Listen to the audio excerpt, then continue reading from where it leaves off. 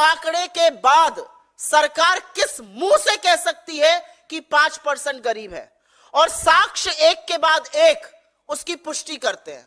चलिए आपकी बात मान लेते हैं, 5% लोग ही गरीब रह गए। 140 करोड़ की जनता में 5% गरीब मतलब 7 करोड़ लोग।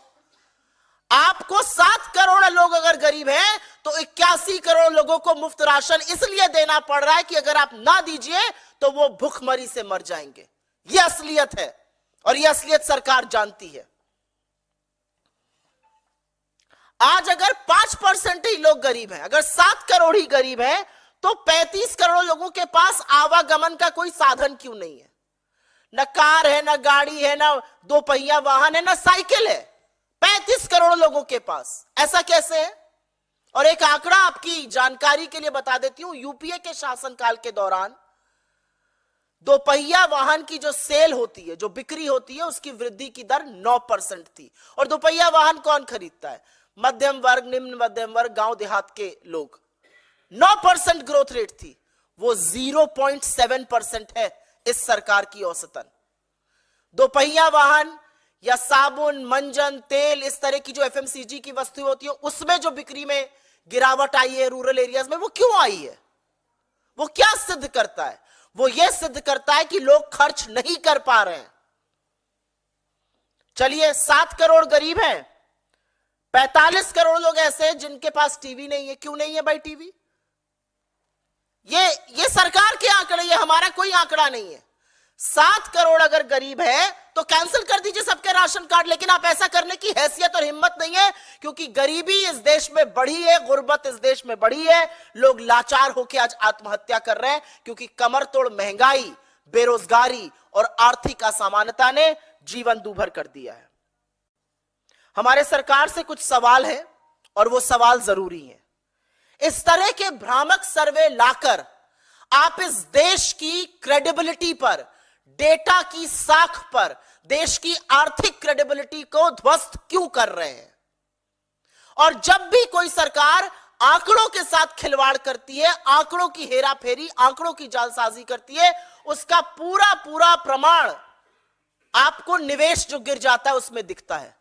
आज प्राइवेट सेक्टर भी इन्वेस्ट नहीं कर रहा है और एफडीआई भी लगातार निरंतर 3 साल से गिर रही है। 16 साल के सबसे निचले स्तर पर आकर एफडीआई खड़ी है, क्योंकि लोगों को अब आपके आंकड़ों पर यकीन नहीं है। हिंदुस्तान की एक क्रेडिबिलिटी थी, एक साख थी कि हम कुछ भी करते हैं, हम अपने आंकड़ों से खिलवाड़ नहीं करते हैं।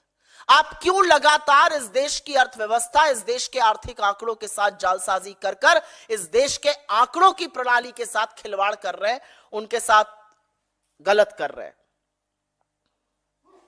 हमारा एक सवाल और है। सरकार अगर 5% गरीबी की बात करती है तो सरकार 46 रुपए प्रति रोज के लोगों के लिए क्या कर रही है? 67 रुपए प्रति रोज जो शहर में लोग हैं उनके लिए क्या कर रही है? सरकार ये जो आर्थिक असमानता लगातार बढ़ रही है शहर और गांव के बीच में और अमीर और गरीब के बीच में, उस खाई को पाटने के लिए क्या कर रही है? ये सब बड़े वाजिब सवाल हैं और इस सवाल से पूछे जाने चाहिए। सरकार कहती है बहुत बढ़िया चकाचक मामला है, तो आय क्यों नहीं बढ़ रही है? क्या सरकार की कोई एजेंसी ये देखेगी कि अगर आय नहीं बढ़ रही है और खर्च ज्यादा हो रहा है उसका असर क्या हो रहा है? क्या सरकार की कोई एजेंसी ये देखना चाहती है कि सेविंग रेट क्यों गिर रहा है? लोग अपनी भविष्य की जमा पूंजी से क्यों पैसा निकालने को मजबूर है? सरकार उज्ज्वला का ढिंडोरा पीटती है और असलियत यह है कि ईंधन पर सिर्फ मात्र 1.5% लोग खर्चा कर रहे हैं। और सरकार की नीति आयोग से एक डायरेक्ट सवाल है। आप ही की मल्टी डायमेंशनल पॉवर्टी रिपोर्ट ने कहा था अभी कुछ ही हफ्तों पहले 11% मल्टी डायमेंशनल लोग गरीब हैं। अब आप कह रहे हैं 5% गरीब हैं। जुलाई 2023 में आपने कहा था कि गांव में 20% के लोग गरीब हैं। तो 20% लोग गरीब हैं, 11% लोग गरीब हैं या 5% लोग गरीब हैं? क्योंकि यह रिपोर्ट नीति आयोग की 3 रिपोर्टों पर यह आंकड़े आधारित है। तो नीति आयोग में कौन सी रिपोर्ट सच्ची है, इस बात की पुष्टि नीति आयोग सरकार की जरूर करे।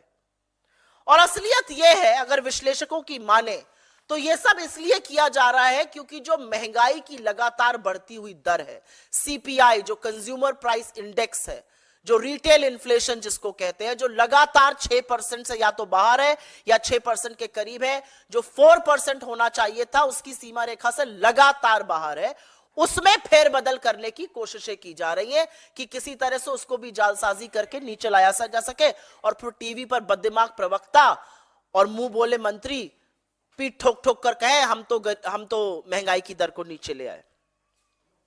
और अंत में मैं सिर्फ इतना कहूंगी कि सरकार ने और पीआईबी की प्रेस विज्ञप्ति यह मानती है कि advisory committee national account statistics ने उनके जीडीपी के बेस ईयर को 2017-18 में बदलने का सुझाव क्यों ठुकराया, क्यों वो आंकड़ा छिपाया गया, क्यों वो आंकड़ा नहीं आया, ये बात सरकार बताए।